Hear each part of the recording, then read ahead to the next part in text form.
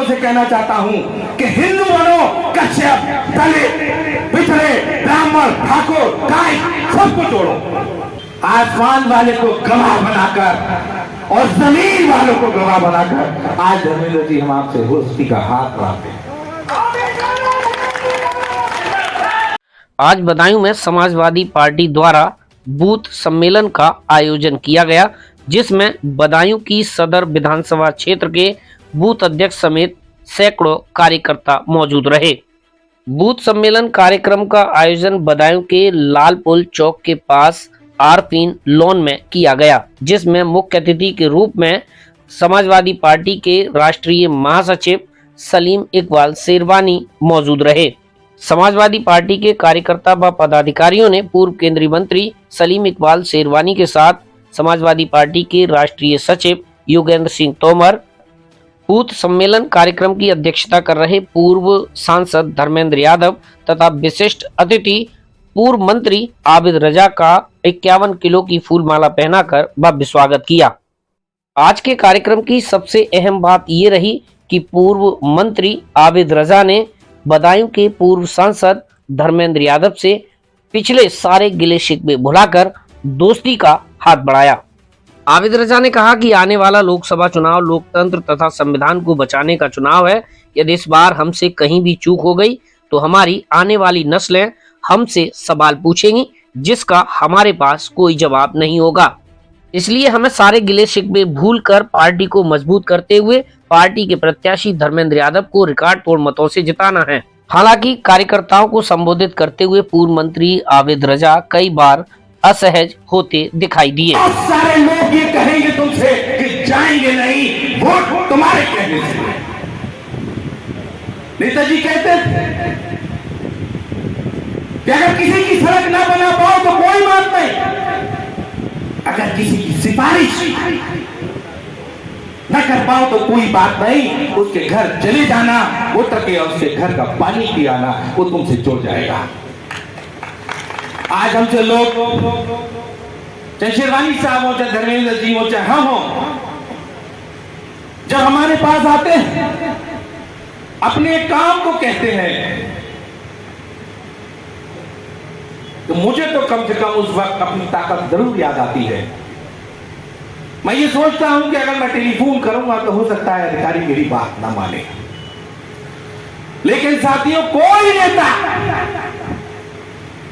जिस वक्त तुम्हारी सिफारिश के लिए, अपने हिमायती के लिए, अपने कार्यकर्ता के लिए टेलीफोन पे सिफारिश करता है और जब उसकी बात नहीं मानी जाती तो याद रखना तुमसे ज्यादा दर्द उस नेता को होता है और वो अपना घुटन, अपना दर्द तुमसे कह नहीं पाता।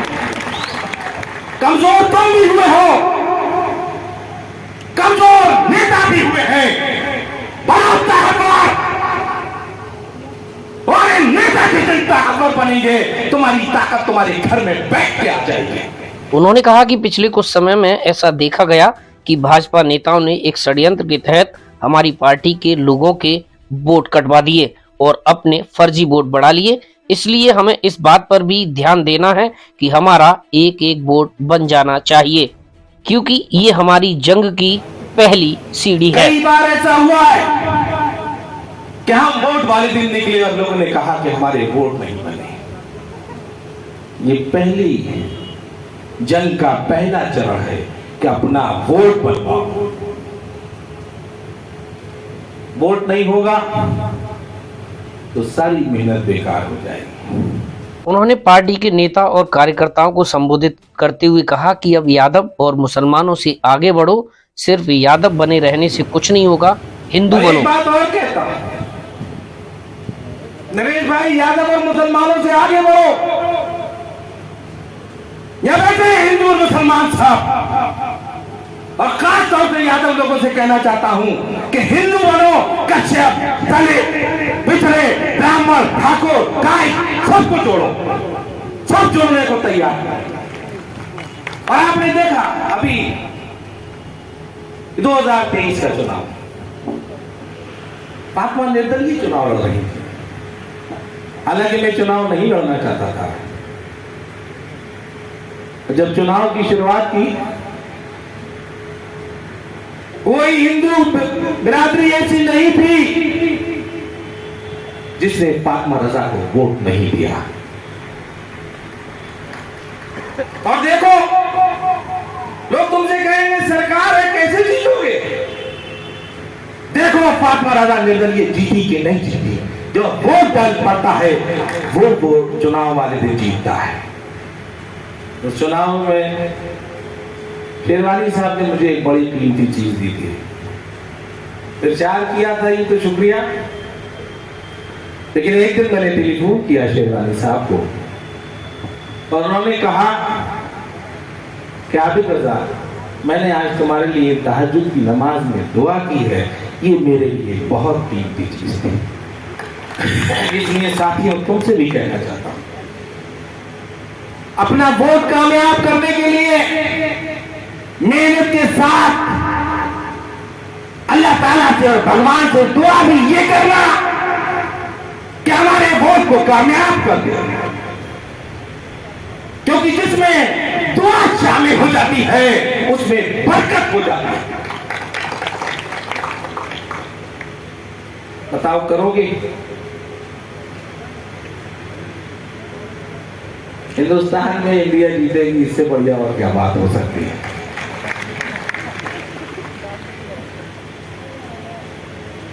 देशवासी यही चाहते हैं। हालांकि मैं राष्ट्रीय तकरीर बड़े नेताओं के लिए छोड़ दूंगा, मैं नहीं बोलूंगा।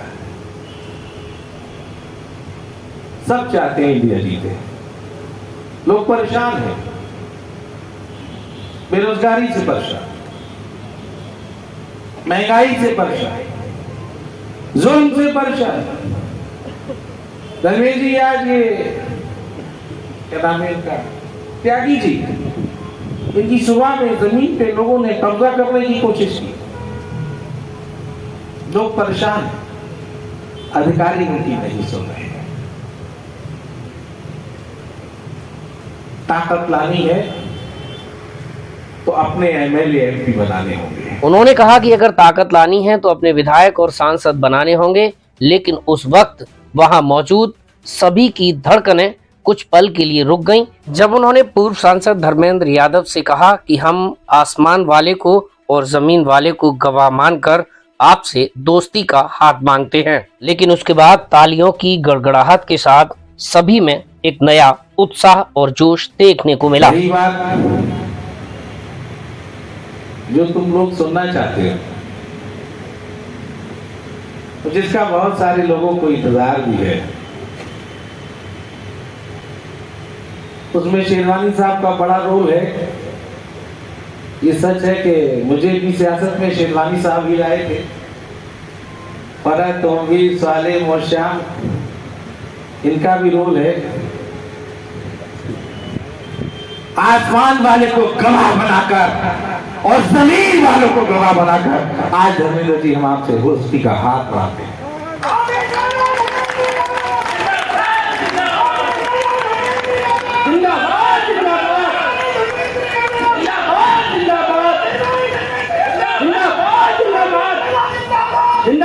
इस यकीन के साथ, जिंदाबाद जिंदाबाद, इस यकीन के साथ और इस भरोसे के साथ कि हमारा आगे भरोसा नहीं टूटेगा। एक बात और कहेंगे धर्मेंद्र जी, आपकी 5 विधानसभा, बधाइयों में 4, हमारे साथियों की मेहनत ज्यादा होती है, लेकिन कहा यह जाता है वहां ज्यादा वोट मिलेंगे। ये मेरिट पे गलत है। आपको ये देखना होगा कि हर विधानसभा में पार्टी का वोट कितना है। पार्टी के वोट के बाद जिस विधानसभा में ज्यादा वोट मिलेंगे, इनाम का हकदार वो होगा। अगर 1 लाख यादव और 1 लाख मुसलमान होंगे तो हमें मेहनत करने की जरूरत नहीं है। और हर उत्तर प्रदेश की हर सदर विधानसभा भारतीय जनता पार्टी बहुत मजबूत होती है। इन्हें यह भी एहसास होता है, नहीं बैठे योगी सिंह जी भी खड़े, कि जब गिनती होती है तो कहा जाता है कि फला विधानसभा में इतना, फला में इतना। 90,000 वोट पड़े थे 2014 में आपको, और पार्टी का वोट 60,000 था। 30,000 प्रति वोट पड़े थे, कोई गठबंधन नहीं था। हिसाब लगा लेना कोठी जाके कि पार्टी के वोट के बाद 30,000 वोट प्रति किस विधानसभा में पड़े आपको। हमारे कार्यकर्ताओं का मनोबल भी डाउन होता है, नवासी गिने जाते हैं। अब किन्नौर का मुकाबला क्या करें, वहां तो 1.25 लाख वोट पार्टी का, सहजवान में 1.25 लाख वोट पार्टी का, हमारे यहां पड़ता हुआ पार्टी का वोट 60 से 65। ये बात इन लोगों के सामने इसलिए कहनी थी कि ये शिकवा इनको भी है और ये शिकवा मुझको भी है। इसी के साथ मैं अपनी बात को खत्म करूंगा। हाथ उठा के यकीन दिलाओ कि 24 सिर्फ हम पासों से नहीं, आज के बाद हर एक आदमी हिंदू भाइयों को जोड़ने की कोशिश करे। दोनों के एक जीत तुम्हारी बढ़ती होगी। बहुत बहुत शुक्रिया। अंत में उन्होंने समाजवादी पार्टी के राष्ट्रीय महासचिव पूर्व केंद्रीय मंत्री सलीम इकबाल शेरवानी के साथ आम जनता का भी आभार प्रकट किया।